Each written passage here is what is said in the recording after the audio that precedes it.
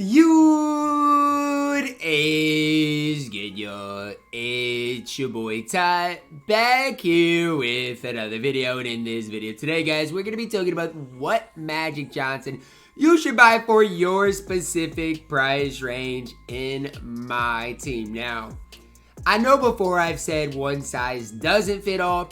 Within Magic Johnson, it kind of does, and I'm going to be talking about why in this video. Now, before we dive any further into that, if you are new to my channel and have not yet, make sure to smash that subscribe button as we're on the road towards 110,000 subscribers. So here's the deal, okay? Magic Johnson, 1, 2, 3, 4, 5, 6, 7, has 7 dark matters. None of these dark matters run fluidly, okay? None of them run like they should. Now, with that being said, Magic Johnson has 4 different releases. This one has the normal Magic Johnson release. This one has Jump Shot 110, I think it is. I think it's 110. It might be 111. This one has Jump Shot 110 or 111. Magic Johnson has 110 or 111. This Endgame Magic has Set Shot 25. This one has Jump Shot 3. This is the Magic Johnson base. So, 4 different jump shots. Now, the question is, what Magic Johnson should you get for your specific price point? So, let's start off with this, okay? And I'm on my no money spent, so I can talk about this, okay? This Magic Johnson right here, 75th Magic Johnson, is the one size fits all Magic Johnson. There's no ifs, ands, or buts about it, okay? This Magic Johnson, let's just start from the bottom, okay? This Magic Johnson is going to be the cheapest option. But it doesn't matter when the other 75th anniversary is really cheap. So, for example, this one is $8,400. You can go do your thing, buy the $8,400 one, but you're not going to have a lot of success. The MyTeam Anniversary Magic Johnson is actually the second worst Magic Johnson that we're going to be talking about today. Now, the reason he's so expensive is because he does lock in for a set. I do expect his price to eventually go down, eventually drop. But right now, Magic Johnson, it looks like, is pretty expensive. The MyTeam Anniversary card. It's kind of amazing to me. I thought he would be dirt cheap, and he's not. Expect his price to go down quite a bit in the near future, but right now, he is still really high. The next Magic Johnson is a Magic Johnson I'm going to buy for the sake of this video and talk about quite a bit. That's the 75th anniversary. Here's why, okay? Right now, you can get the card for 10,000 MT, okay? And why is that a big deal? Well, Magic Johnson, for this price point, I'm going to buy this one for 9,000 MT if I can indeed get him. Magic Johnson for 10,000 MT is an absolute steal. Here's why, okay? He gets an improved release. Dribbling, he's going to be basically just as good as the end games. Neither one of them can run, so it's not like that's that big of a holdup. And for 9,000 MT, he is an absolute steal. Now, that's for the Magic Johnson, okay? If you want to run Magic Johnson, this Magic Johnson for 9,000 MT is what you call an absolute steal. Now, is that me saying Magic Johnson is great? No. But I will say the difference between this Magic Johnson and every other Magic is very, very small. Let's start with this, okay? Let's start with the release, because this Magic Johnson is going to have the same release as the Invincible Magic, the new Invincible Magic, and the other Magic Johnson. We got 2 Magic Johnsons. We got the 75th as well as another one that I will talk about very soon. So release-wise, it is an updated release. Is it great? I mean, the upper on it's kind of broken, but it's just fine. It's not a great release, but it's not a horrible release. It's a release you definitely can get the hang of. Now, if you do use this Magic Johnson for 10,000 MT, what does he give you?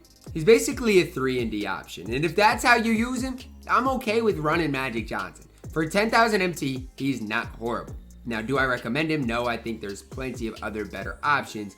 But again, I don't hate the card, okay? And even more into it, he's a point guard, shooting guard. So if you do want to play him at the shooting guard position, you can do that as well. Now, movement-wise, I mean, he can move a little bit. Is it going to be the best in the game? No.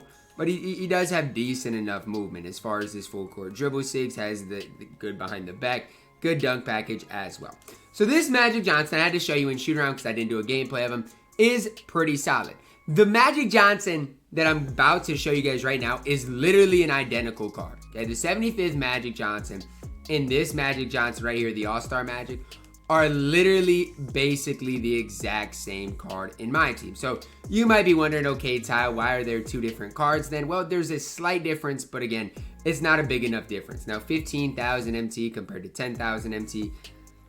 You can pick whichever one you want. These Magics are legitimately the same card though. So again, just get whatever Magic's cheaper. I'll show you the slight difference in the cards. Maybe the All-Star Magic is the better option, but they're legitimately going to be the same. You guys can see the All-Star Magic does do a few more things, maybe a little better, but it's not very much. And it does look like the All-Star Magic is a little bit cheaper, so maybe that's who I'd recommend. But again, they're going to be very identical. Okay, just kind of know that as we, go further on in the video. The 75th Magic does give him the ability to play the shooting guard position, whereas the All-Star doesn't. That could be a holdup as well. So, MyTeam Anniversary Magic as well as the Supernova Magic, I would never recommend, especially considering these two Magic Johnsons are basically the same price. Next up, the Invincible Magic. Okay, is there a situation in which the Invincible Magic is usable? I mean, the hard part I'm having with saying yes to that is the Invincible Magic going to be any better than the Magic I just showed you? And no. I mean, he's going to be the exact same card outside of the fact that he's got the Invincible name around him. Again, a card that still is going for over 100K. Maybe one of the worst value cards in the entire game is the Invincible Magic Johnson. And if anybody, and hear me out, if anybody recommends the Invincible Magic Johnson to you, straight up, they don't know what they're talking about, okay? They don't. When this Magic is 9,000 MT, the All-Star Magic is 9,000 MT.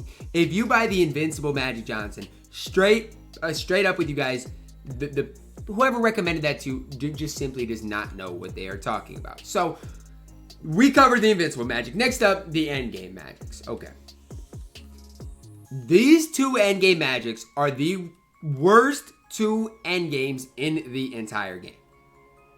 They are. Check out my Endgame Magic Johnson video from today, and you will see me get so mad and so frustrated. The cards can't run. None of these cards can run. But, I mean, do the Endgame Magics have a better release than a Magic like the 75th and All-Star? I mean, maybe barely. But outside of that, I can't even sit here and say he's better. I'm gonna pull up their SIGs right here for you guys. The Endgame Magic, I'm just gonna break down the SIGs. Okay, not gonna show them on screen, but I'm gonna break them down. Endgame Magic. Animations. He's got the Curry size of escape and the D-Rose size up. That's cool and all.